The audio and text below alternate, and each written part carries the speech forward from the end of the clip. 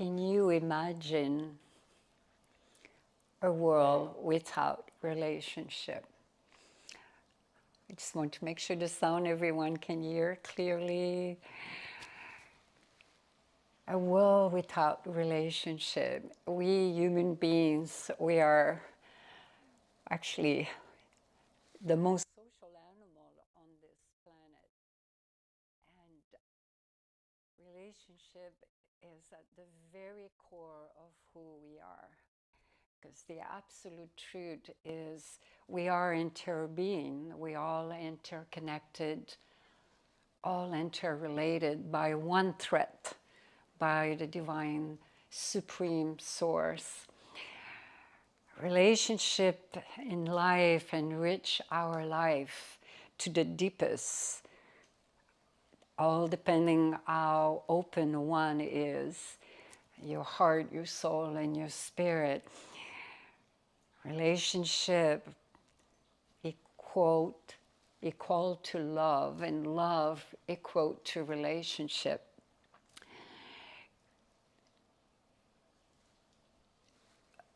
You can go from a bond, because we create bond, right, in relationship, where a relationship is at the deepest.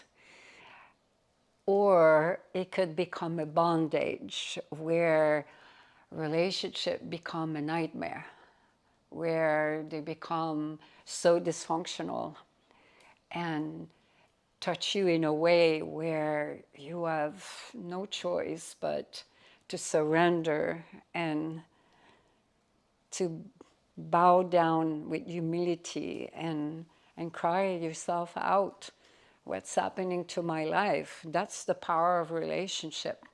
They can be great teacher, they can be great healer. It's all depending how open and vulnerable we are. So tonight, welcome, the warmest welcome to our Drinking Bliss Divine Satsang. We're going to explore the nature of relationship, and welcome for you online, beloved. It's great to have you here with us in this long absence, looking at all those beautiful faces. I'm so happy to see you. We missed you. We're so glad to be back. So relationship it's a very fascinating subject. It's very deep. There's many nuances, very fine, intricate, many aspects to it. We won't have to cover everything because we could sit here for a couple of weeks, right? Don't you agree? But we're going to touch on the major point, what really is so valuable that can empower every one of you to look inside and gain some revelation and some realization, and maybe even some epiphany and healing and transformation and empowerment. The question is, many questions as a matter of fact, how open are you to love deeply? How vulnerable and sensitive are you to love and go deep into your relationship? How authentic are you in your relationship? And those are aspects that needs to be addressed. How ready are you to transform yourself in order to transform your relationship? Because relationship, it takes always two. A relationship, it's not alone. Even though one might say the best relationship is with yourself, but there's not such a thing, because then you will start going a little bit schizophrenic or neurotic if you start having a second you and having a relationship. No, the relationship deep down is with the divine. That is at the very core, that when you touch that, and when you fully open to loving unconditionally, with great compassion, with no judgment and acceptance, to look at a relationship as a vehicle, a gateway to the divine, to go deeper within yourself. And for most people, the first aspect of relationship is it touched the wounded inner child within you. All that garbage that has been accumulated for this lifetime, that little you when you were a child, all that was conditioned and accumulated, your karmic structure, how you carry that and you bring this in all your relationship. So you will realize as you walk the spiritual path, the deeper you go within that relationship, within the divine, within, the richer your relationship are going to be in the world. When we talk about relationship, we're not talking about just intimate love relationship. We're talking about all relationship. Relationship, of course, the most intimate one with a lover, a spouse, a girlfriend, a boyfriend. Those are probably the hardest because this is where there's a lot of intimacy and you can really go deep and you can also get very entangled and very enmeshed, which will bring us to talk about codependency. But before we go there, I always love to start satsang with taking a breath together. And I want to make sure all of you left your mind outside at the door and you're here 100% with us. And we, all of you online, beloved, be with us. Sit cross-legged with your hands turned upward. Let's take a deep breath together as one soul, one heart, and one spirit, with 3 deep breaths. And let's connect deeply with no boundaries.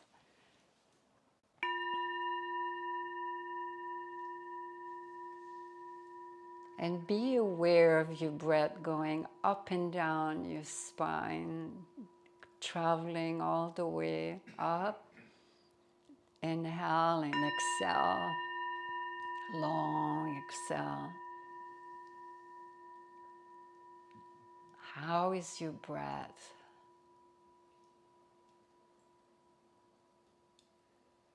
Is it stuck or long and peaceful and joyous?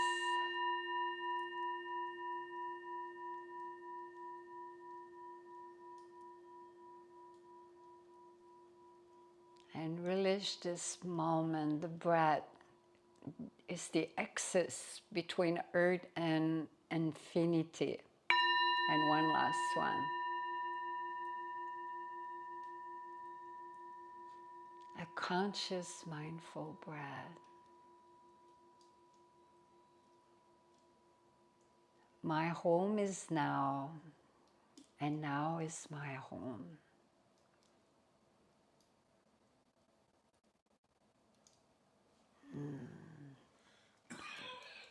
And through your breath like that, you can completely, mentally, consciously, and mindfully let go of all the tension. And you check in, where's your breath? For most people, their breath gets really stuck in their heart. They're not even conscious. So we were talking about relationship. Codependency, let's start with that, which is so rampant in the world.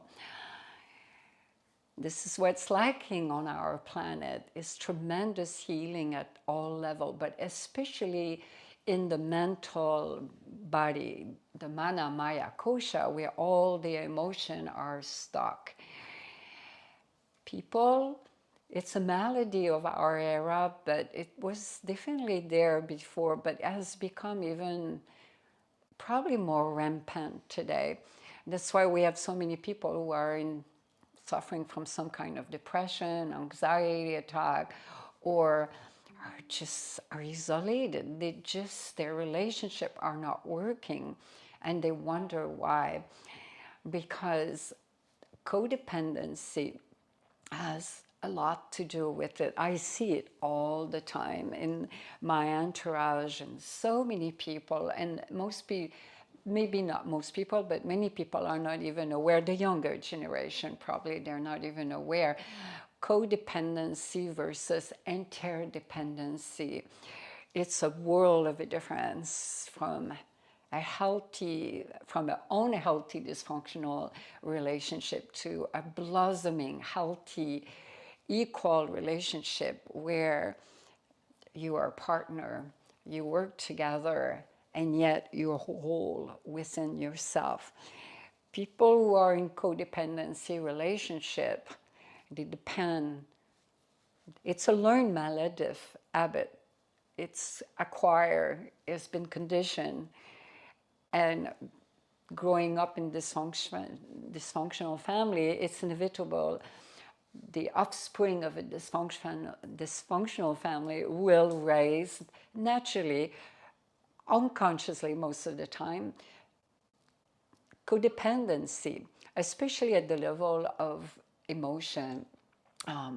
So it's a learned habit in a way of stimulus response, how you behave in a relationship. And it doesn't serve you high, it's good. So it takes a lot of work on oneself to find within yourself this wholeness, within yourself where you don't need to hang on to someone, because the tendency in codependency relationship is you don't feel whole. You need someone else to fulfill you. You become entangled, enmeshed in that relationship where you lose yourself, but not losing yourself in a healthy way where you expand your consciousness and you become one with everything, but the opposite. You lose yourself in that relationship, and that is very dangerous because it's not conducive to growth unless you're awakening. If you are awakening and you're in one of those relationships, that's a different story, but it will bring a lot of pain and a lot of suffering, because codependency is especially if you're not aware of what's happening in your relationship. And it's not necessarily just in romantic relationship. You would see that in friendship. You could see that with sibling, with parents, or even grandparents. It doesn't matter. But anyone who is close in family of origin or close friend, you will see that. And of course, the intimate relationship. In the yogic tradition, on the spiritual path of self-realization, awakening, truly to return to your divine presence, to your true nature, you could just say your true nature, is to become whole, what we call Shiva Shakti. Within ourselves, we have both masculine and feminine energy. And when the two eventually merge as one, then you become complete at all levels. But ultimately, it's a metaphysical experience, you could say, of the beyond, but it affects all the different layers within our own being, which we have talked in 2 different satsang, the different sheets we have. At the physical level, the pranic level, the mental level, and then all the way up to the bliss body. We won't go into all of this because I want to focus on relationship. To find this merging with the divine, which happen within, and yet there is no boundary. It's everywhere. So as one walks the spiritual path, consciously and mindfully, you really address healing the wounded child. That's one of the first steps for most people. And this could be a very, very long process. So many wounds still there hidden. You think, oh, I'm done. I have done it. That work is done. And out of a sudden, another relationship will trigger something. And you will say, wow, you will be surprised how those samskar, those karmic impressions are hidden into your subtle body when you think that you have cleaned the slate, but there's always something deep down into your subtle body that is there, consciously or unconsciously. But eventually, the more awareness you bring into your relationship and consciousness, then you can really look deep inside. What are my limitations? And being humble and to look, how can I go deeper in my relationship? And you will see, as you awaken spiritually, as one evolve, some people will leave you. And some people, or you might leave some relationship. And it's quite healthy and it's natural and it's guaranteed, it's to be expected that you shouldn't feel bad about that, because some people will not be able, if they're not awakening, they won't be able, some of them, maybe not all of them, if they're not awakening, if you are evolving and growing and going through all the different phases of the spiritual awakening I have talked about online and in the program or in previous Divine Satsang, you will notice that if your partner, whatever is your partner, a beloved friend, a spouse, someone close, if they're not willing to work on themselves and grow, it won't take a long time, this relationship will end. There's certain relationship, you can't help it. They could leave you, and it could be the greatest blessing because you have fulfilled your karma with this person. And if they're not willing to work on themselves, there's nothing you can do. And this is where you see in spiritual awakening, suddenly your life is falling apart and you're losing a lot of friends, you're losing a lot of relationship, beloved one, and you wonder, oh my God, what's happening? And you're wondering, you think it's you, but the reality is you're growing, you're breaking the karmic structure, that false sense of self and ego identification of who you thought you were. When conditioning, accumulation, all those vasana, the tendency and the samskara, the impression, start falling off. Suddenly, you're not the old one that you were, who you were, let's say 5 years ago, or even 6 months ago. So if your relationship was based on that ego identification, and suddenly the relationship cannot be the same anymore. Vairagya. How many of you are familiar with Vairagya? Dispassion. To bring dispassion in a relationship is one of the healthiest things, but it requires a lot of sadhana. When you are doing a lot of spiritual practices and you start breaking down that karmic structure, you can really make a distance and get rid of all the emotional garbage that is so entangling you. So let's ask yourself a couple of questions right now. Where are you in your relationship? Either embody or disembody, because it could be also with people who have departed from your life, maybe in the physical or not physical. What are the relationships you're maintaining with people who have left you? Ask yourself those questions. Close your eyes for a moment. Just look at that for a moment.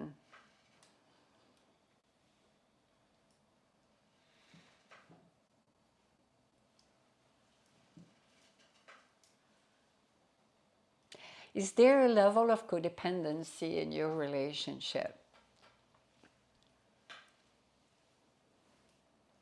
Examining that, examining how do you interact? What is the dynamics in your relationship?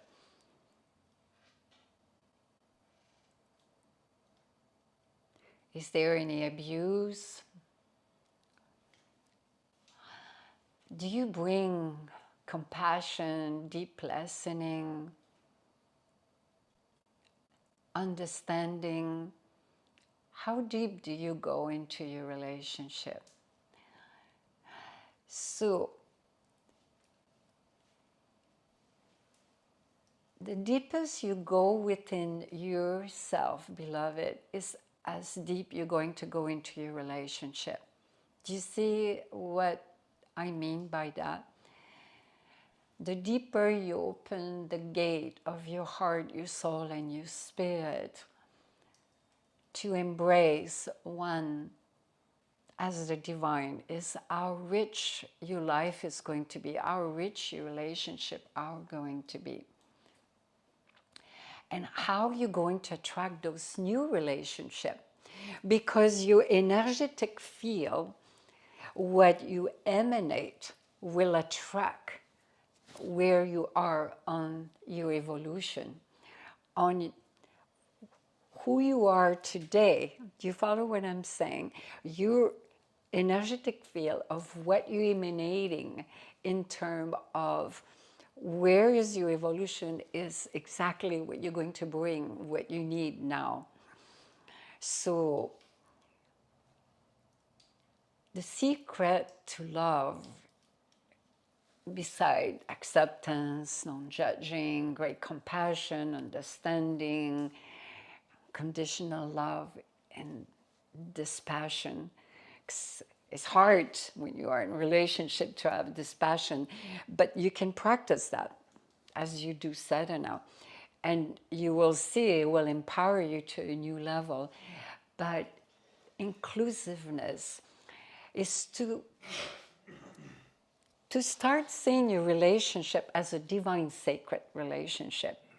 I love talking about that because most people don't know what is a divine sacred love relationship. Most people think it's only in intimacy with a lover. It starts there.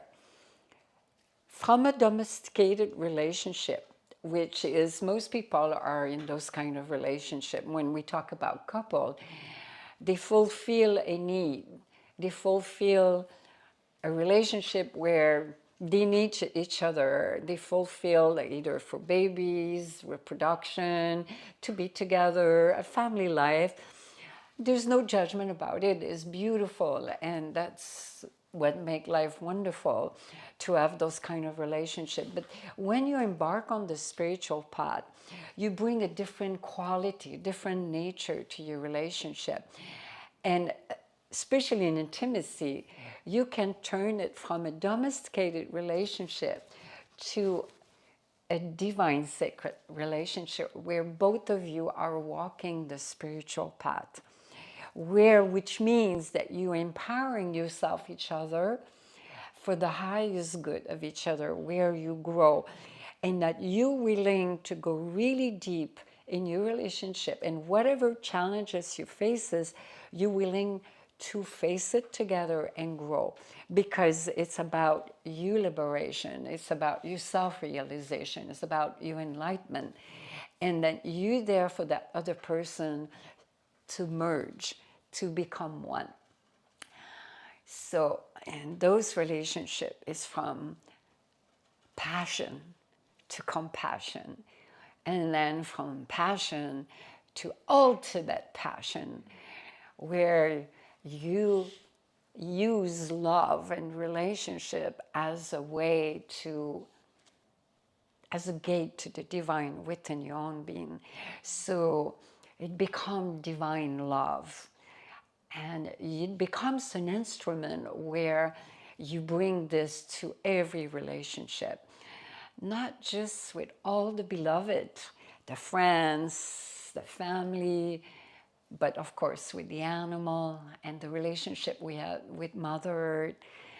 And it's a completely different quality about you, because this is where you use your magical wand. You remember your magical wand? How many of you remember? You remember what is the magical wand? I remember you talking about it. Anyone wants to raise their hand? What is the magical one? How do you go about bringing a higher vibration within yourself, which will emanate everywhere in a new relationship? Joe, you want to say it? Well, your thoughts, your feelings, your actions, your intentions, all of it. Absolutely. And this is to be mindful and aware of it. It starts first from your thoughts, and it obviously come out from the mouth, the words. That doesn't mean that once in a while you cannot be angry. Sometimes anger, without being really angry, dispassionate about it, sometimes to make a point and firm is fine. But to bring about, most of the time, to bring a vibration of deep compassion, of deep understanding, of deep love and harmony. And of course, that means to be mindful that you're not ruminating in your mind low vibrancy thoughts, anxiety, frustration. Oh my God, I can't deal with this person. She's driving me crazy, or he's driving me crazy. Just, you see, that is low vibration. Say, why? The first question is to ask yourself, why is this person ticking me off? Why is she pressing my button? Why is it triggering anger in me? Why is it triggering this or that? Because it's always about yourself. It's not about them. Because what happened with the magical wand, you're creating a biochemical energy, because in the brain we have, and also we have our own animal within ourselves. So through our thought, our words, and our action, we're creating, it affects our pranic body, the pranic Maya kosha. And so our energy is probably even more important, because our energy also affects our aura, and it emanates wherever you go. I was going to say our attitude. We'll keep question at the end. Okay. Is that a common or? Yeah, I was going to say like the magic wand, like is like our attitude, the attitude that we bring, which is kind of a very short kind of word, but yeah. Well, attitude is a mindset. It's not an attitude, Lauren. It's a set of many things. It's to go at the deepest of who you are, to be in touch with your own true nature and divine presence, and to act from that. Is very different, because an attitude comes from personality. Personality, that means there is ego identification. What I'm talking about is going at the deepest of your true nature and not reacting, but acting out. It's not even an act, is to allow your divine presence to take over, meaning it always starts with consciousness and deep mindfulness and awareness. Because if you're not mindful of your thoughts, they will come out in a way where you don't want it, and later on you will regret it. So it's to bring high frequency energy, how you interact everywhere, relationship. And then there is, it affects your energy field, and your energy field affects people even without you talking. You could be completely silenced, but what's going on inside of you, you're creating really terrible blood. And it's true, scientifically you can look, a person who is angry, frustrated, anxious, neurotic, they vibrate at a completely different energy. It affects their whole physical body. You can even look in the blood. You know, there's an expression in French where we say, God, he is really creating really bad blood. I mean, it's true. It's true physically, because there's a chemistry in the brain that really affect your whole physical body. So there is a whole aspect of, look at your relationship right now. What kind of energy do you bring in your relationship? Is it low vibrancy or high vibration of frequency?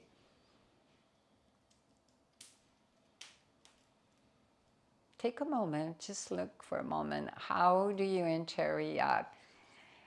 What are your main impression vasana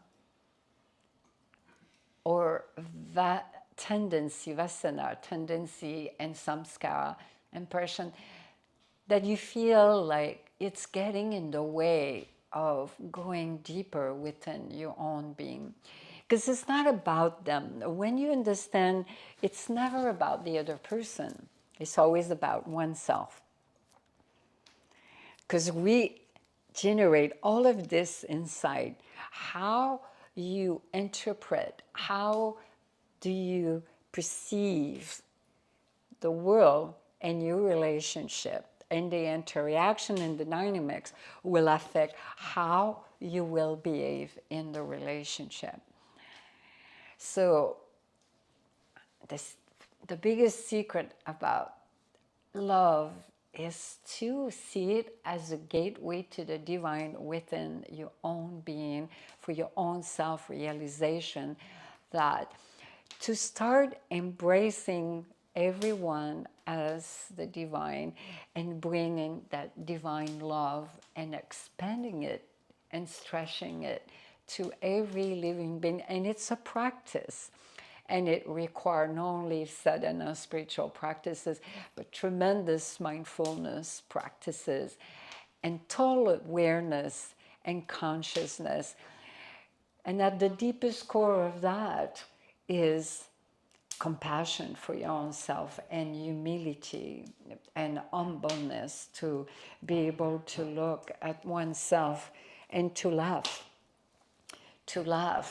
how one can behave in relationship and say, because the reality is the absolute truth.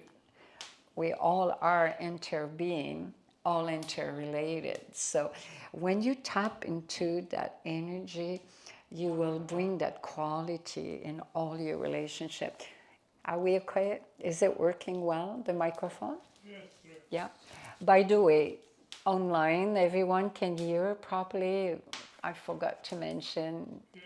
Yeah, perfect.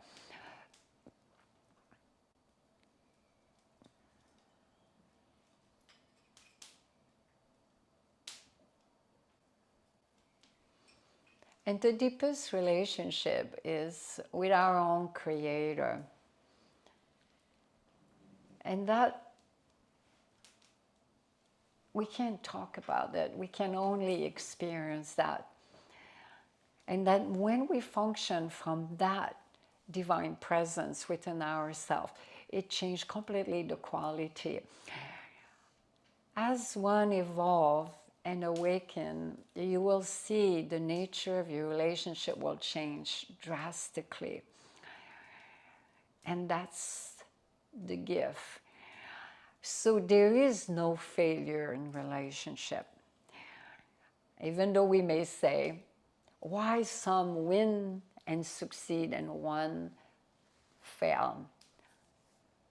We can never look at a relationship as a failure, because the ultimate truth is it's always a blessing, because that relationship represents exactly what you needed at that time on your evolutionary.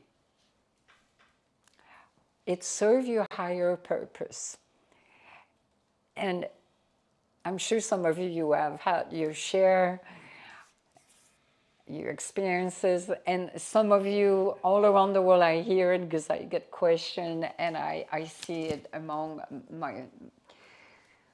my beloveds one all around the world is after going through a very maybe abusive, difficult relationship, dysfunctional family, then you close yourself and you never reopen your heart again, or you love and you lost your beloved, and then you think you will never love again. But I'm here to tell you that love inside of you can never stop and will always push your boundaries, wanting to love, because it's our true nature. If I look back, when I was with my ex-husband, we were 25 years together, and it was an incredible relationship in so many ways. And yet, oh my God, it was very painful and challenging, and that's what happened when one evolve at a speed of light and go through self-realization process that you burn a karma of thousands and thousands of years, maybe sometime everything has been demolished and the other person is not evolving, then it can't work anymore. But the beauty of this is that you can transform that relationship. So from a child, like, I'm just giving you an example, to a self-realized being, then the relationship cannot be like that anymore. Because if the relationship was based as that, it can function. But if it was like a spouse relationship, then today when I look at my ex-husband, we're very dear friend, you know, and it's a completely conscious relationship where there was a huge transformation and there's a deep reverence and friendship. And you can do that with all your relationship of brotherhood, sisterhood, or even beyond that, with not even a label on it, where you can have a divine sacred relationship, embracing everyone as oneself. When you abide into you, when you live through from the very core of your divine presence, the biggest secret to love is when you become the source of divine love and joy and bliss. You're like honey. The bees just come to you and they soak out of your bliss, out of your joy, and out of divine love. And that's what you need to remember, beloved. Inclusiveness, be like melting snow in the sun, like Rumi said, melt, like meaning all that personality doesn't serve you, melt it. And just allow the bees to come to you. Honey, be the source of joy everywhere you go, with deep humbleness and inclusiveness. So let's take some questions. There's a lot more to it, but I think maybe taking some question would be a good time now.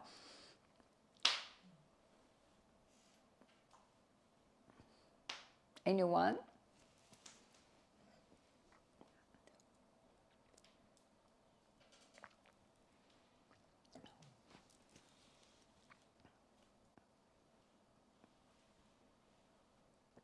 What about the relationship of love between mother and child?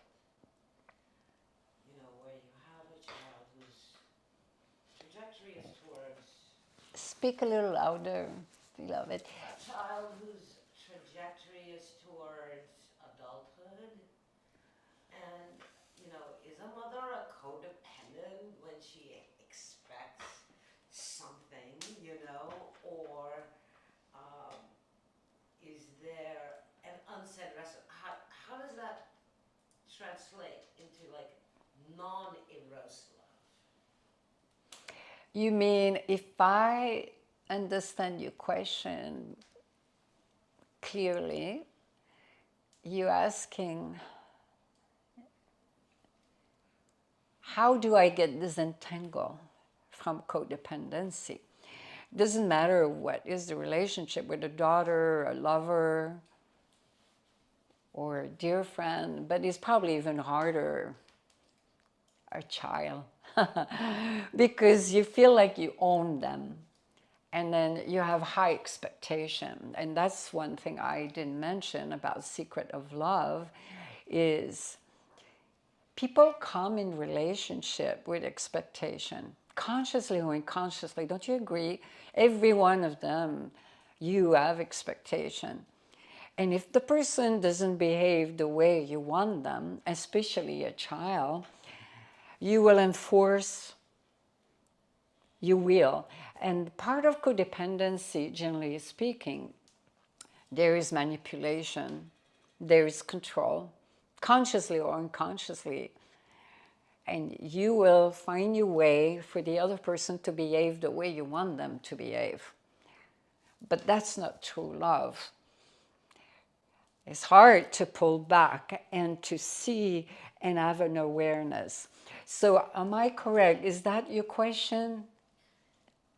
Yes. Okay. But it also relates to, it's a mother-child relationship.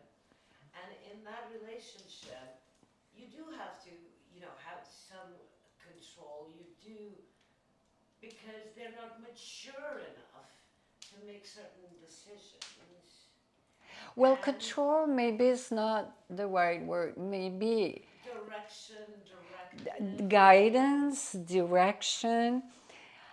The best relationship you can have with your child is to be their best friend. As long as you have healthy boundaries without imposing a control that is manipulative, there's a big difference. One is healthy and one is unhealthy. But if you find yourself entangled with your child, and the nature of codependency, there's always entanglement. There is always, you two enmesh in the relationship. You kind of lose yourself in it. It's like you live through that person. I have seen it so often. And that, particularly what you talk about, mother and daughter, I have seen it in Canada, not in my family of origin with friends. I'm thinking of someone in particular, and she lost her mother not too long ago, and she was in that relationship for her whole life, and they suffer very deeply. I'll be truthful with you, beloved.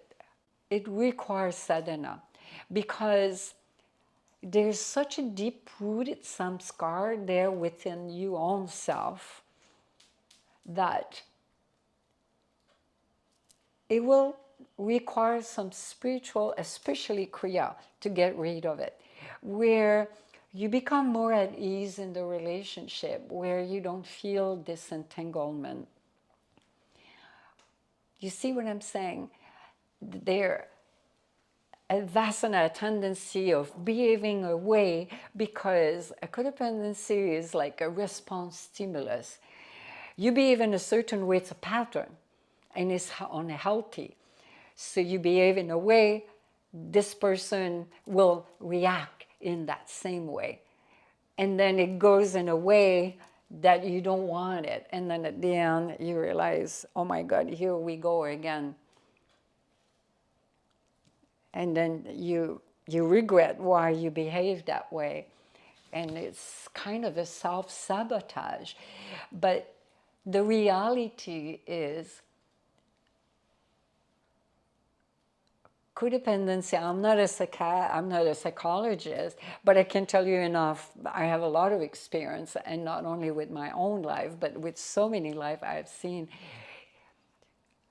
You have to go, it's beyond the mental body. Mental body is the mana, maya, kosha. It's one of the sheets, one of the layer. It's deeper than that. it's so deep into the karmic structure that sometimes it can even come from past life. So it requires a daily sadhana where you can start disentangling, that you're not a puppet anymore. You can start cutting the string of entanglement, where you can go deeper into your relationship. That is not based on the codependency, that you can bring a sense of interdependency. And that can only happen when yourself, beloved, you start finding more wholeness inside. Because fundamentally it comes very deep from being completely whole within, where the masculine, feminine, and masculine energy has merged as one. That you have found yourself a sense of homecoming, that you don't need to toggle on someone to be happy, that your emotional health does not hang on to that person. Oh my God, she behaved that way. And then you say, and then you start, it's affecting your whole emotional and mental body. It's when you do this kind of sadhana, little by little, you start breaking down that karmic structure. You accelerate your evolution, because that is so deep rooted into your family of origin, that probably with your grandmother. That's something you need to examine. Why are you having this relationship with your beloved child? Often it comes very deep, so deep that it could take many years of sadhana before suddenly you have a realization that is so profound. And this is where like the true healing happens, because it's so deep into the karmic structure. And the nature of a codependency, if you really examine your relationship, is that it always comes down to that. It's like they have a hold over you. You always sense like there's a sense of, how can I say that? Beyond attachment, no, there's a word I'm trying to look for it. Control. Like this person behaved that way, they trigger your button, you respond that way. And if you're not conscious of it and you don't cut that string, you're going to spend your whole life, or depending what's happening in your life, with that relationship, it will always be that pattern. It's a pattern. It's an unhealthy pattern. Until the day you cut the string. But that requires such a deep awareness, and most people don't have that. Because to bring about that deep consciousness and awareness, it requires sadhana. I can tell you that for sure. Especially Kriya Yoga. Because when you work with the life force energy and you can accelerate your evolution, because Kriya Yoga, like the Siddha Satchit Kriyananda, for example, help dismantle the karmic structure, and you start feeling a little bit more at ease with yourself, that, oh, you just got the pattern, you see it, and then you stop. And then you're capable of stopping and say, I am not going to react. Because control can come unconsciously, you know? If a person behaves in a way, a learned pattern, and you respond as a stimulus, but you were not aware of it, that's control. When you call that control, that's definitely a deep control, but it's unconscious. But if you become fully aware of it, then you are in power. You can stop it. And for most people won't be able to because they have so much emotion. And what is emotion? It's a karmic structure. You got to get rid of it. It's like going deep and go do a big, deep spring cleaning. It's time. Get rid of the cob. Most people dwell into the first floor. And then they go on the second floor of their home. But they never go into the attic. Who wants to crawl in the attic? And who wants to go deep down into the basement and crawl underneath the house? But that required a sadhana to help get rid of those entanglements. That was a really good analogy. Thank you. Codependency always starts from the family of origin. And it's a tragedy, it's a great malady of our era. Because when I look at my entourage, everybody, 99% of the population, I'm just making up a number, I'm not sure, but a high percentage. Most people come up from dysfunctional family. Wouldn't you agree? And they carry this in all their relationship. So it always starts from within, beloved. Always. Doing the work. And I don't mean on a psychological level. That's a level for sure. It's very important. But it's deeper than that. The metaphysical level, that aspect most people don't. Wouldn't you agree? Most people don't pay attention to their inner spiritual well-being. They always have excuses. But until you suffer deep enough and you have enough pain and you can go look at yourself and be honest, how is your life going? How is your relationship? Or maybe you don't have much relationship. Maybe you isolated yourself in a self-fabricated cage. Is that you, beloved? Bring your relationship to a new level. Next time you see a pattern in your relationship, stop. That takes courage. And that takes mindfulness. Take a deep breath and return to your divine presence. And center yourself with the blue flame of awareness that Devi Ma talks all the time. And then focus on that flame. And take a deep breath. And then you just stop it. This is the power you have. Is you stop it right there in that moment.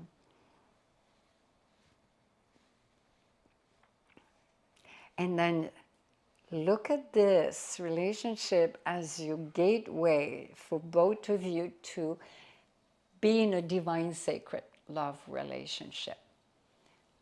So what about that if we make all our relationship a divine love sacred relationship? Are you willing? Bring that divine love everywhere. Divine love, for some of you, you might have missed that, is a real thing. It's not like, this is not a new age thing, divine love. This has been dated forever and ever. Divine love is our trueness, is our true essence. It's called, in Sanskrit, Satchit Ananda. We are absolute, infinite, omnipotent, omnipresent bliss. That's who we are. And that when we are that source of divine love and joy, then we're honey. And we got Shiva who is expressing his divine love to us. So any more question, and then we'll do our guided meditation. We're doing well with time. If you hear a beautiful kitty cat, we have many rescue kitty cat here at our private sanctum at David's Grace. And Shiva is expressing his divine love to you. Any question online? Can you Nothing. tell us more about divine love? What was your question? Just Yeah, you were below. to talk more about divine love before Shiva was talking. But do you have a question? I just want to know what you feel is like divine love as opposed to just love. You're asking what is divine love? As opposed to love. Well, that's a great question. Divine love is like the sun ray. It emanates everywhere on every corner of this planet and doesn't discriminate and does not ask anything in return. Divine love is our true nature. And the yogic tradition, we call it Satchit Ananda, like I was saying, in Sanskrit. It's not an intellectual thing, it's an experiential thing. When you start being completely into you being into your divine presence, you experiencing yourself in complete bliss, and that we need to completely embrace everyone as oneself. It's hard to put into words because there is no way to describe that. It's experiential. And as you progress on the spiritual path, you will start. I think you have a glimpse of that, Lolo. Out of a sudden, you're blissful and you're in love with everything. There's this madness about you and that intoxication about you that is like, oh my God, you want to embrace everyone. That's divine love. That's Satchit Ananda. That is your true divine presence. You see what I'm saying? Satchit Ananda. Where you surrender and let go and Well, that's one of the steps, but there's so much more to it. It's not an intellectual thing. no. It's an experiential thing. Yeah. And often you get a glimpse of that. And out of a sudden it becomes fully experiential and it's there with you forever. It's not temporary anymore. It's who you are. You live into your divine presence. I call it divine presence, but it's the same.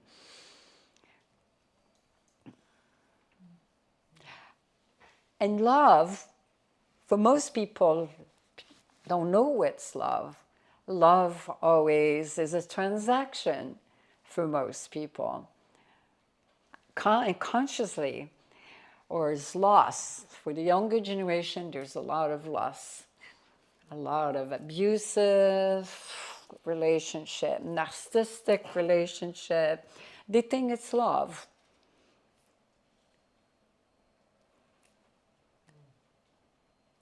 Domesticated relationship where you fulfill my need, I fulfill your need.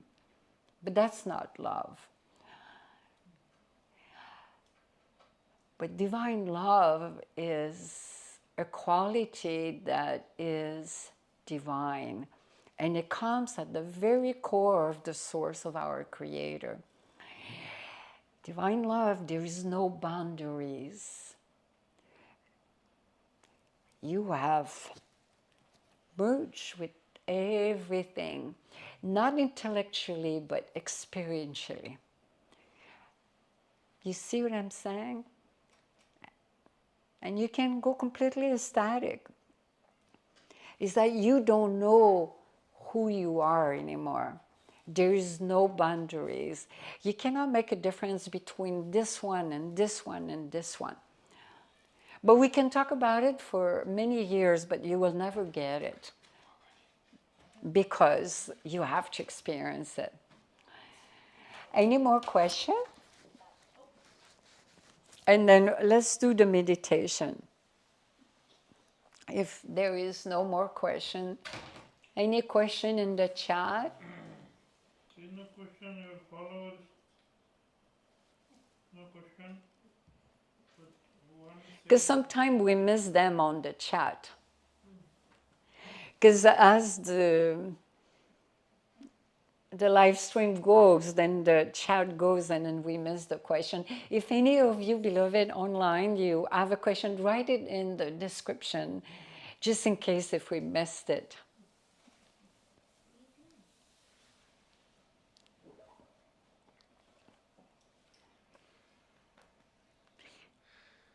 Any one of you here? with Starlight, saying she got diagnosed with the blood cancer. I'm sorry, speak louder. The Starlight, you know who is Starlight? Someone is watching you on YouTube. I don't know the name, but she says she got the blood cancer. Oh, I'm so sorry to hear that. That's a few words and send it. Sending you a blessing, beloved. Who is this beloved? Is there a question? Starlight. It sounded like her name. Yeah. Just a blessing for Starlight and her Yeah. journey.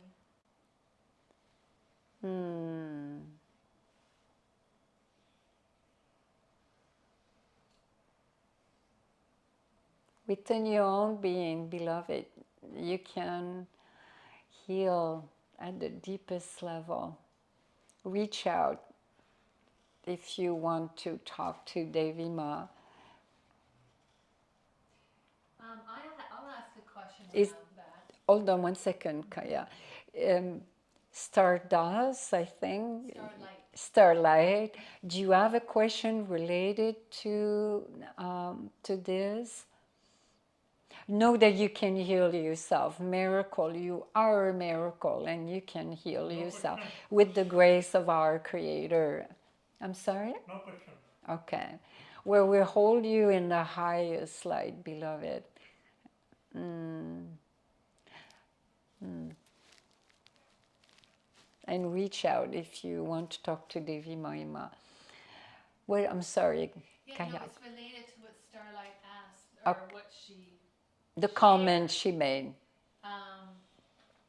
So my question would be related to that, is that there's many people who are coming up with diseases, and they might be terminal, they might not be. I mean, we don't know. But how would you suggest, what is a simple practice that someone might pick up during a time of a challenge, like a physical challenge like that, finding out you have leukemia or some, serious illness? What's a simple thing that they can do to help them navigate it with more ease and grace? Guided meditation. But what kind of guided meditation? Like I'm speaking something. Healing guiding meditation. I will tell you my own experience with cancer when I had advanced breast cancer. That's why I created the alchemy of divine manifesting, because all those meditation I did, they came to me in those days, and that's a big part how I heal myself. I would not be here today. They were very powerful, because you can underestimate the power of guided meditation, because they bring you into a different state where there's so much faith and trust and relaxation, and tap into a different brain wave, and then working with the Ascended Master. And when I had advanced brain cancer, Starlight, I don't know if you read my book, but I highly recommend you read Becoming the Light, Realize Your True Enlightened Nature. The reason why I say that is my whole cancer journey is in there. And I was very much in sadhana, but those guided meditation, laying down and allowing your body to heal that way, was really powerful. And where are the meditations that she can get them? On Devi's Grace website. Yeah. DaviesGrace.com. .org, yes. Okay, Yeah, and there are many. They don't have to do it with David's grace, but I highly suggest, because those meditation for the healing there, and there's one for relationship as well, for divine love as well, is they're the one that came to my being when I went through this process. And you know my story, most of you. I would not be here today as a walking miracle, and you are a walking miracle, Starlight. So know that you can heal. And if you're not on the spiritual path, I would say embark on the spiritual path and do sadhana and meditate and have a good spiritual practice, a good meditation. But the guided meditation for healing, I would say, is absolutely crucial when you're going through a illness like that, because it will help reprogram your samskar.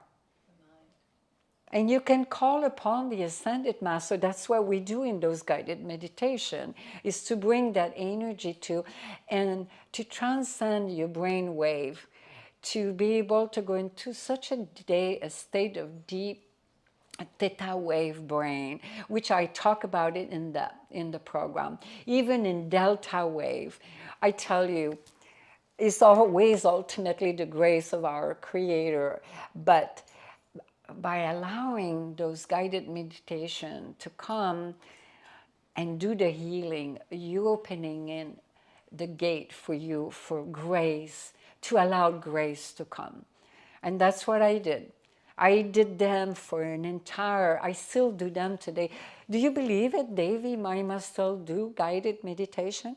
I still do them. You know why? Because I love them. When I go to sleep at night, I put my own guided meditation.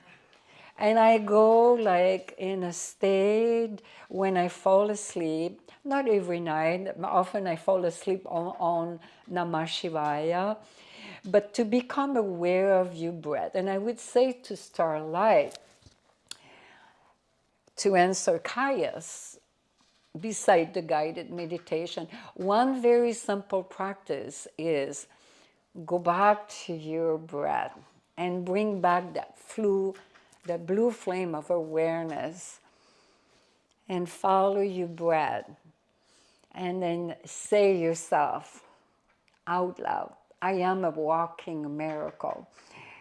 And doing this affirmation also, I am one with my Creator. I'm a divine being of light. I radiate health.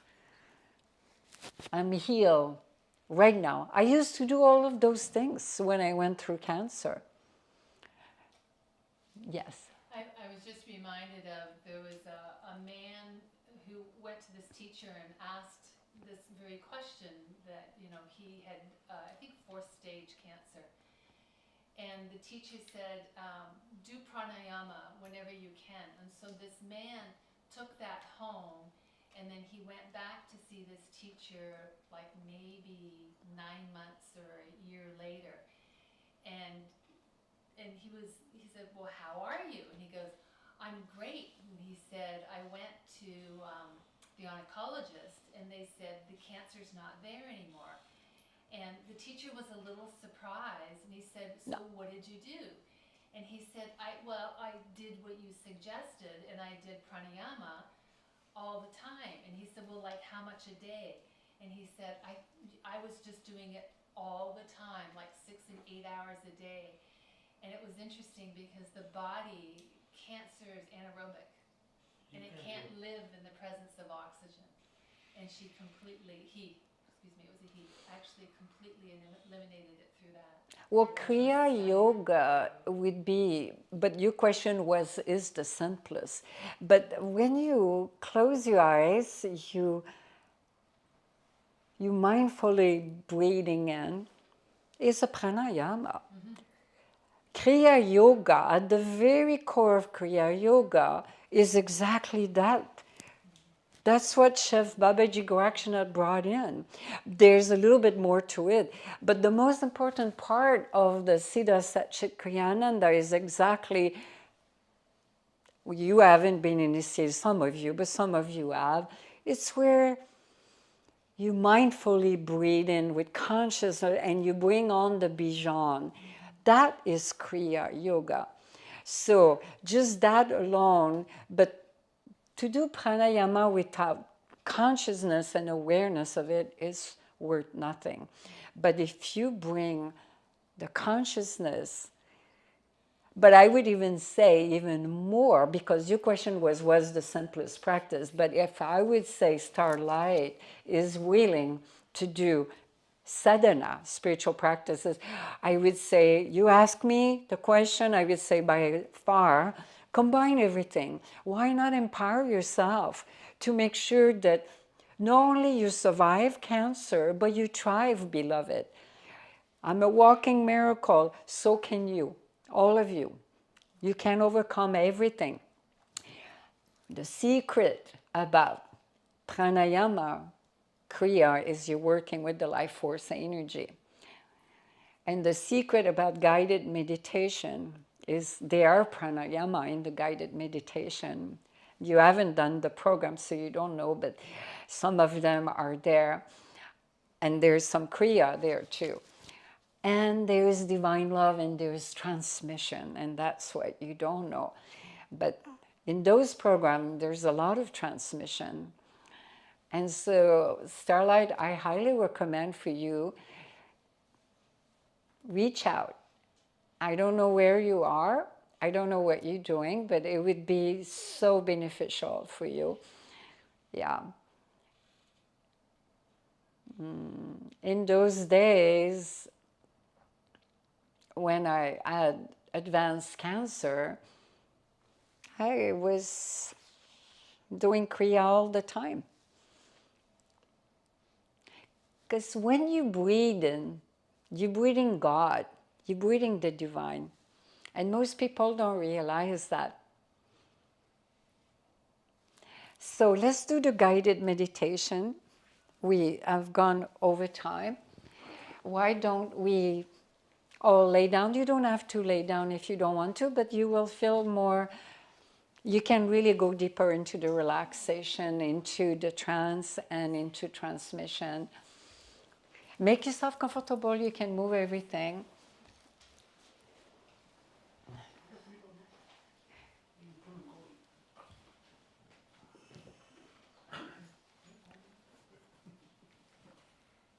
You can move everything you want.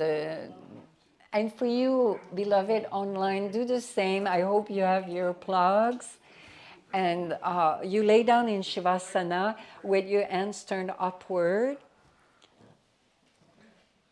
If you want a pillow for your knee,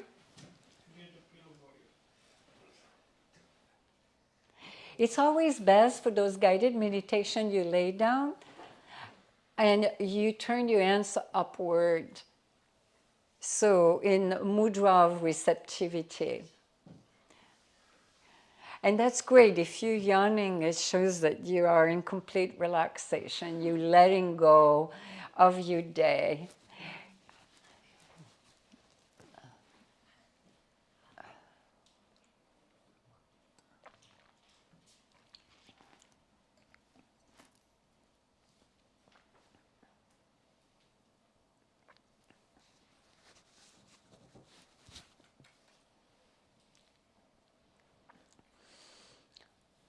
All we need is the music, beloved. Everyone is comfortable. And for you, beloved online, we dearly love you and we're happy you're here. Very soon we're going to launch a new video related to love and relationship. And that one is entitled The Power of Transformation in Relationship, going through a spiritual awakening. So it's a different aspect of relationships. So stay tuned. If you haven't subscribed, subscribe. So it will be in a couple of weeks from now on. Don't miss. That will be a very powerful, empowering video. Because it's impossible to go over everything in one satsang. So everyone is comfortable. Please close your eyes. Lauren, I would say probably best that you lay down because your spine is not erect. I feel good. Okay. Just put a pillow for your, I think you'll be better off. And the music a little bit louder. If online, if it's too loud or too low, please let us know. Take a nap. It's okay if you fall asleep. Your subconscious mind will hear everything. And we need the music a little bit louder. Take a deep breath. And make a fist and tight your body. Everything, every muscle, tight, tight, tight, tight. Oh, and you let go of every muscle. And take another deep, deep breath. Allow yourself, give that self that gift of tight, tight, tight, tight. Oh, and let go everything. Now is your last breath. I don't think the microphone, is the microphone, yeah. The third last breath. And you tight, make a fist, tight everything, make an effort. Your life depends on it. And then let go with a big exhale. And put your hands in, turn upward.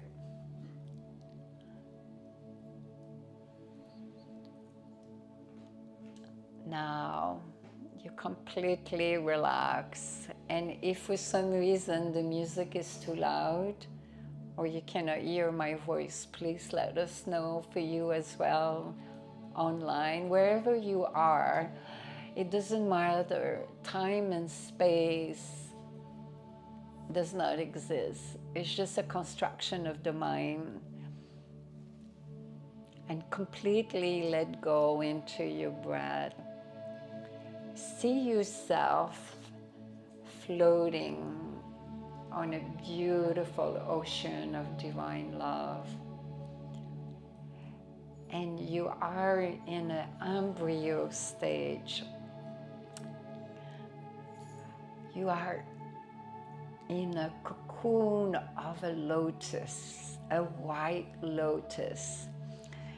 You're completely enwrapped into a white lotus. That white lotus is floating on that beautiful ocean of love. And it's full moon, and it's at midnight. And see it, feel it. See the moon, the reflection of the moon, and you're all curled in like a baby. You are in the womb of the Divine Mother. And you're all wrapped up into this golden white lotus. And that is floating gently. Feel yourself floating. And gently, you visualize, use the power of your imagination.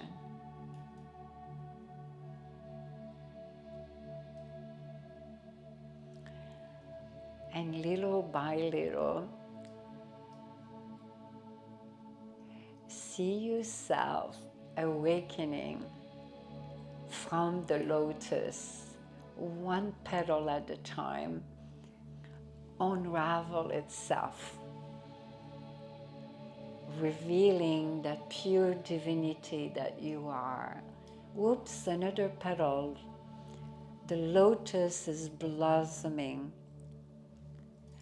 One more petal. One more petal. See yourself coming to light.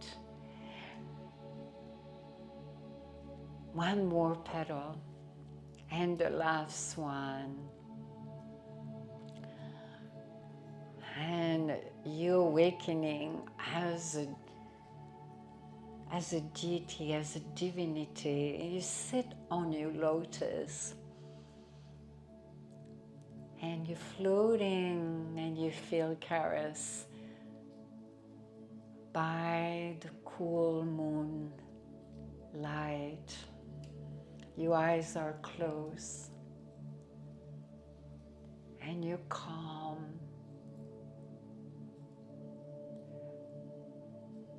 You're pure divinity. You have all the attribute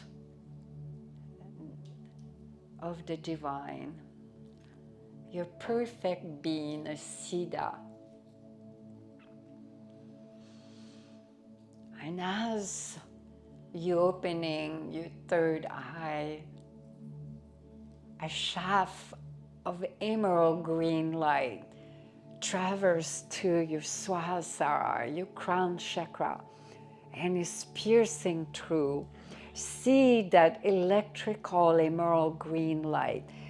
It's crossing through, going straight through your spine and trickling down into every cells of your body temple. And see the green emerald blue light is penetrating deeper and deeper,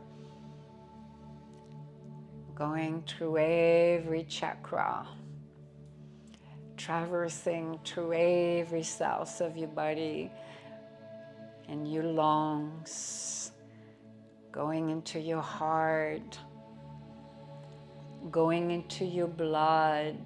It's healing every particle of your being, going down in your intestine, your kidney, your reproductive organ, your arms, going into your legs. The emerald green light bubble every cell. See your cells completely emerald green. Every single cell is perfect, buzzing with bliss, completely buzzing with bliss, green.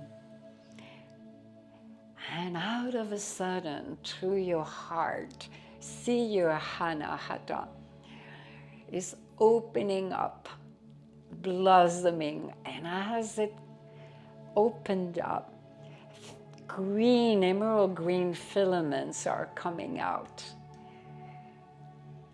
And they start traveling out through your body temple. And they start traveling. There are millions of them. And they're starting to travel through Mother Earth. See them traveling. And they're reaching out to you, beloved one, in all your relationship. With your emerald green filament, go bring those beloved to you. It doesn't matter if they are in your life or they're not in your life anymore. Bring them to you through the power of the divine emerald green flame. Bring them to you, either body or disembodied. If they have left you because they have passed on, transitioned, or they're still in the body, it could be your ancestor. Bring them in front of you on your lotus. You are a divinity. You can heal. You have the power to heal and to bring divine love and heal them and release them. See them Go through the universe with your emerald green filament. Bring them back. Parents, grandparents, sibling, brother, sister, grandfather, great-grandfather, great-grandmother, beloved ones, spouses you have lost. They have left you, beloved animal companion. Bring them all on your lotus. See them, all of them with you on the electrical emerald green divine light. Now bring a few of them or one of them, one at a time in front of you, the one that comes to you right now in this moment.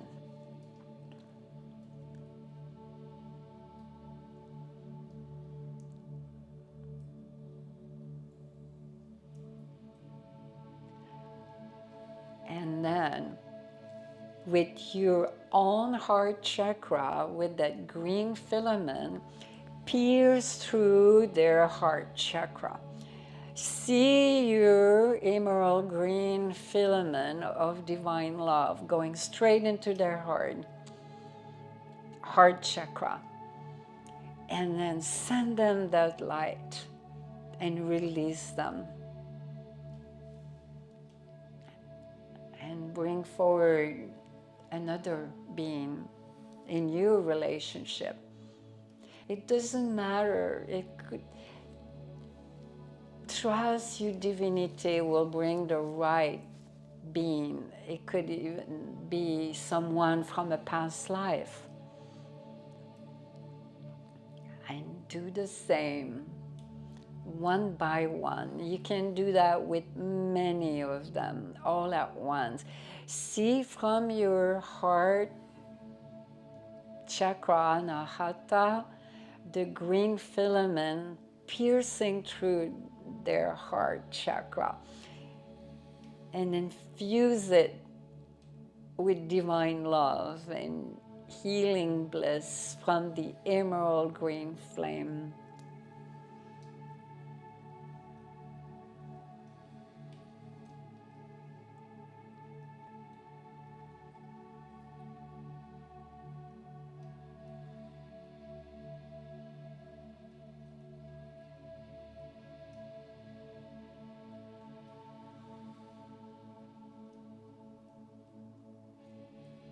Now, bring another beloved,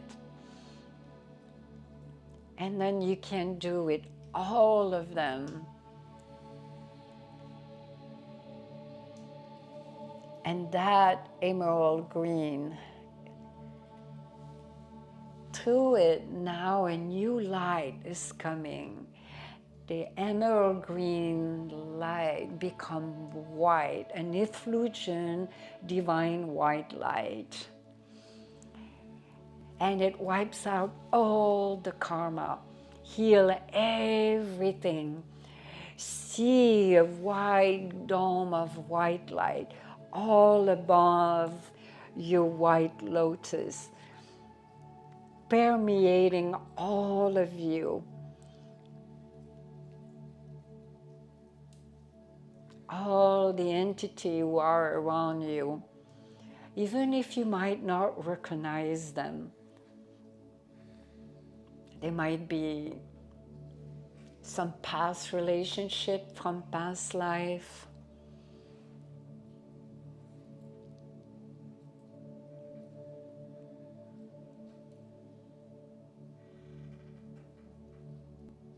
And one by one, they're disappearing as you have infused them with the white light. One by one, they're merging with the divine. And see within your heart, all the filaments are coming back into your Green Lotus, the Anahata, one by one. Every one of them leaves you, and they're going into your heart, into your Anahata. You realize that there is no you, there is no them, there is only one being.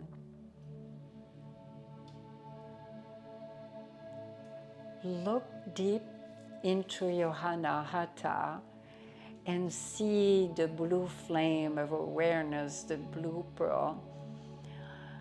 Hold that blue pearl, see it crystal clear, as scintillating blue. And within that blue pearl, the divine, the creator, all the cosmos is a seed pack. Everything is within your own being. All you beloved, the whole of existence, all the ascended master,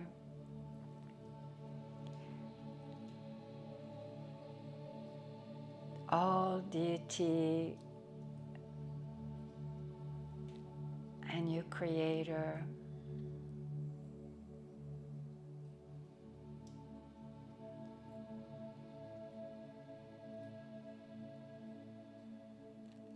And see yourself in that blue flame.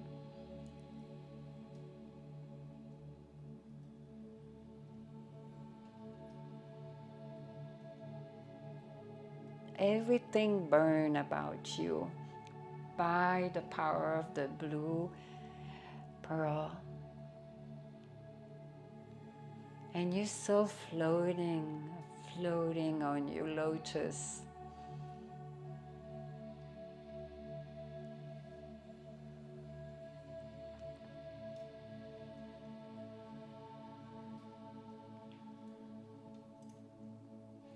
And you're bathing in bliss. And there is no you anymore. There's pure joy. You are the source of divine love. You are the source of joy. Feel yourself floating on your lotus.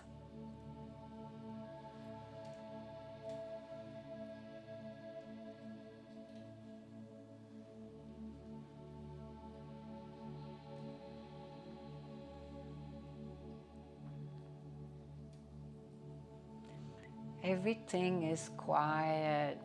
Everything is calm, harmonious. You are one with everything.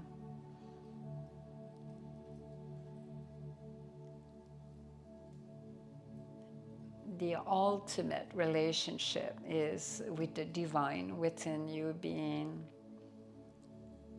within your own divinity, beloved.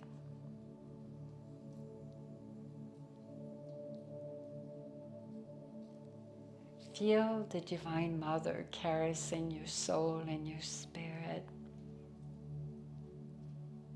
infusing a new life force energy within you.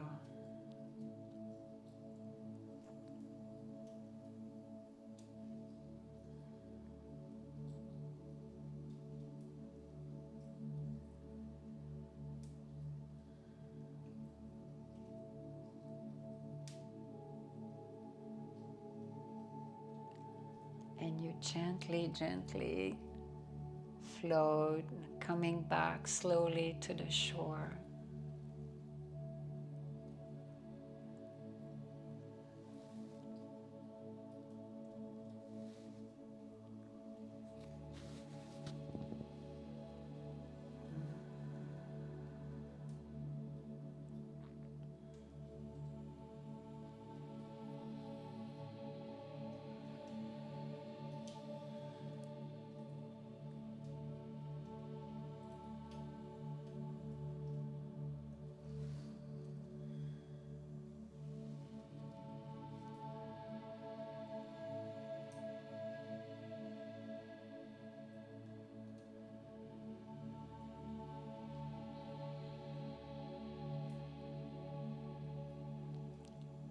Now bring one sankalpa, one intention,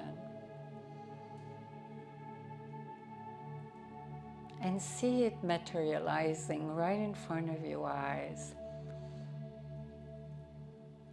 Whatever that comes to you within your own divinity.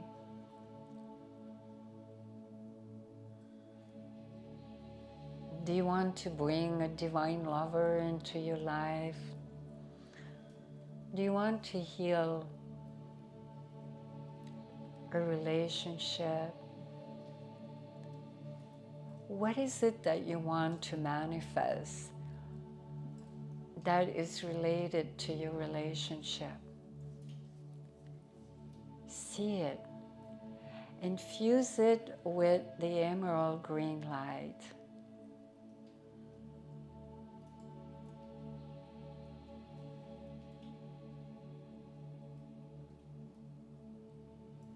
Now bring the second intention.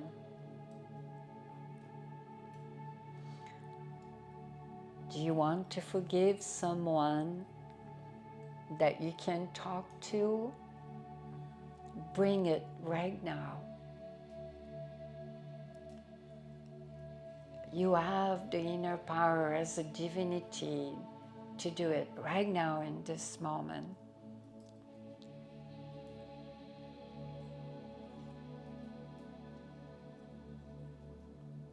Or you want to bring healing, physical healing. Call upon the Ascended Master, call upon our Creator.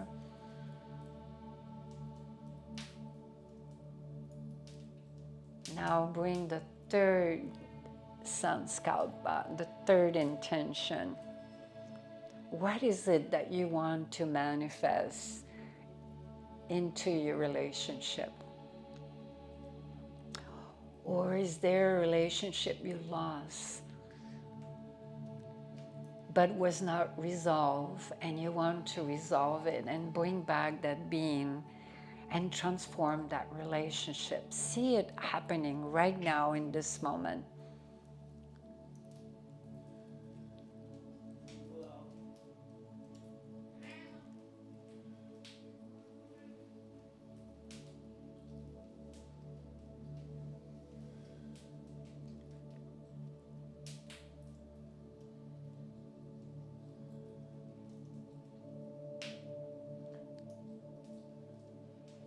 Now reinforce the first intention. See it. The second intention. It's real, it's right now, it's given to you as a boom. A divine blessing from the Divine Mother right now in this moment.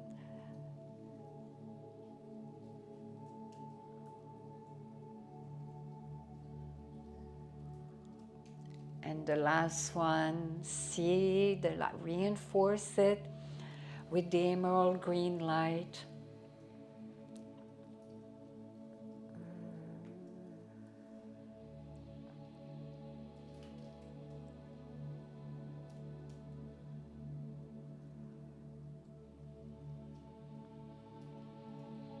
And slowly you're floating and feel the caress of divine love from the Divine Mother coming to you.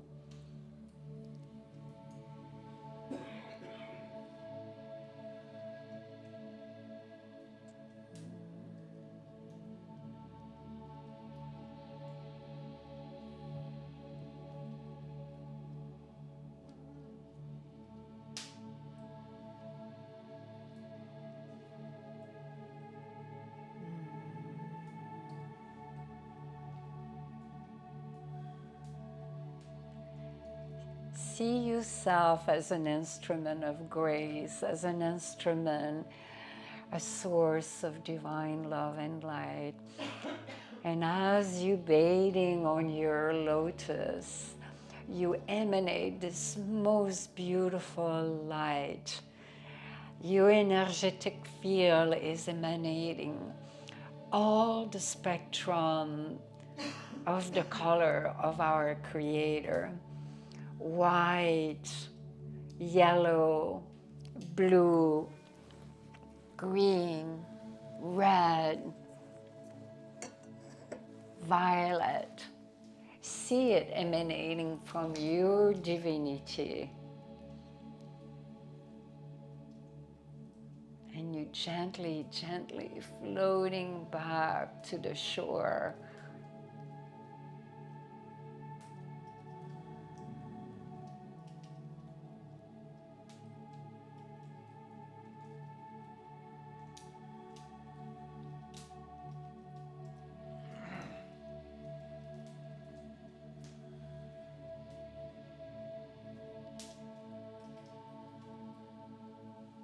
And you mindfully feel that breath going up and down your spine.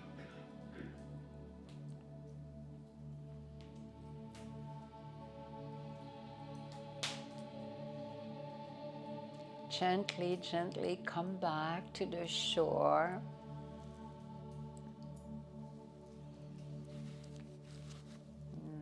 Take your own time. See yourself, go slowly. See yourself floating, coming out of you, lotus. You don't even walk anymore.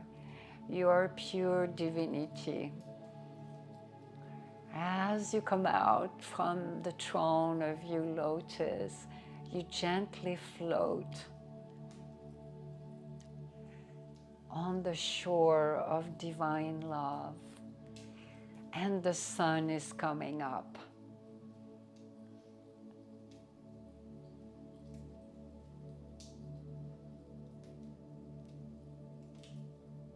I see yourself coming out of it very slowly.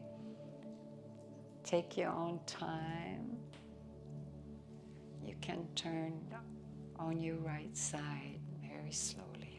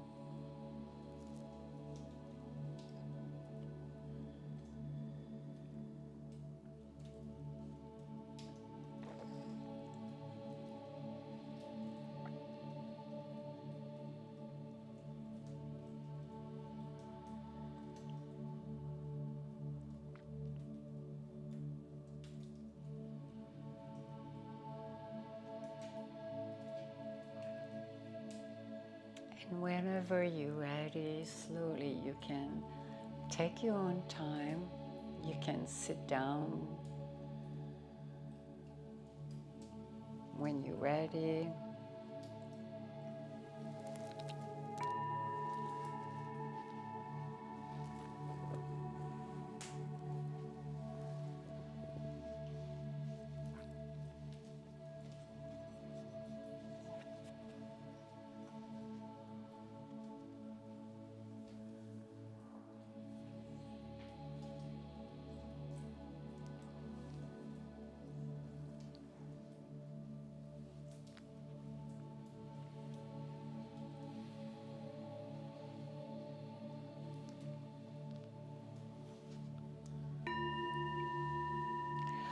Always roll on your right side when you come out.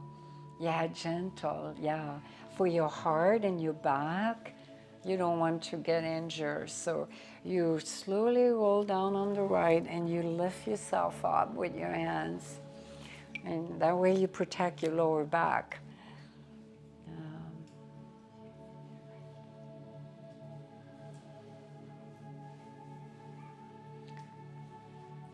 sit down comfortably. Keep your eyes closed.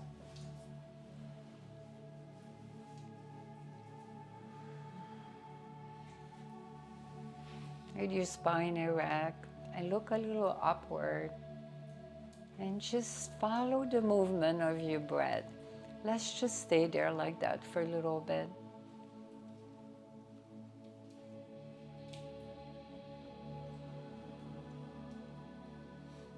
Just meditate on your breath.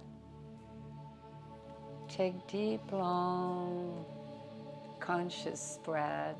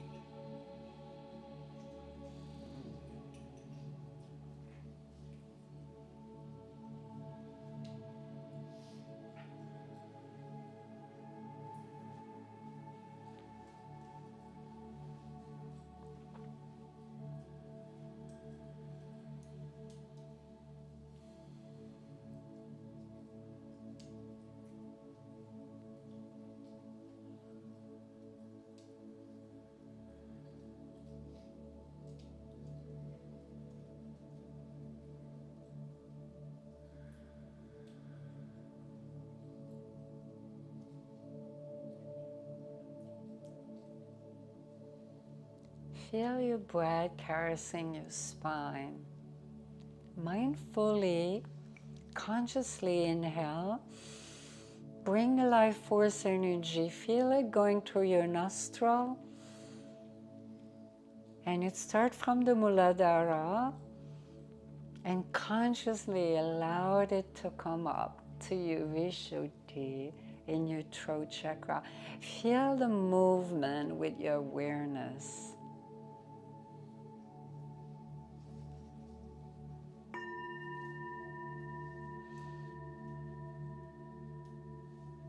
And when thoughts come, they're like clouds, just ignore them.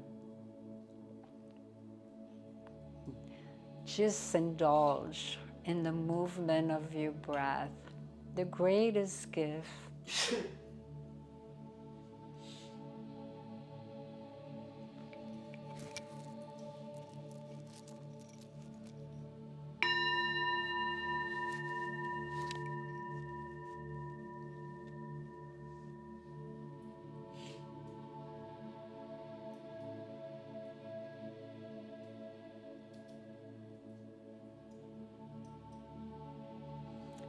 If you have been imparted with the Bijan mantra into the Siddha Satchit Ananda, bring back that Bijan mantra as you inhale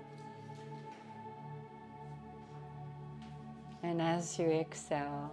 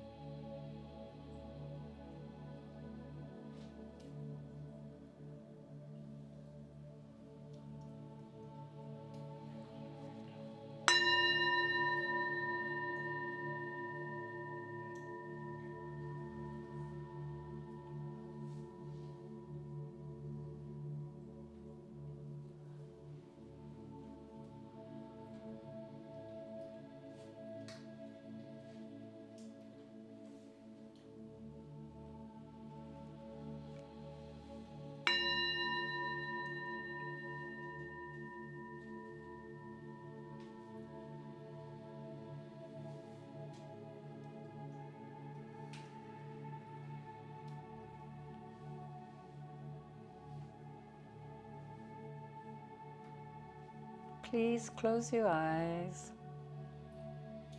Don't allow your mind driving you crazy. Just go back to your breath.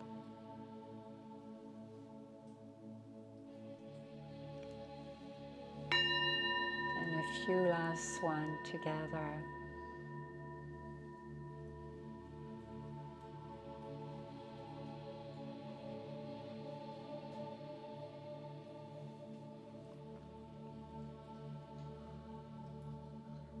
Receive the blessing from the Divine Mother.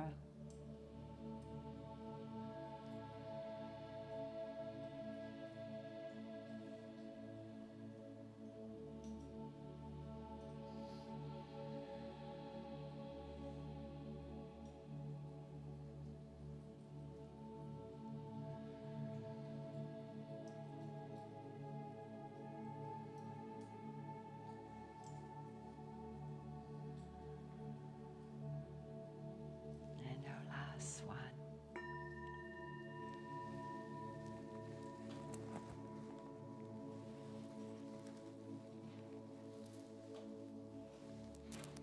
You may open your eyes.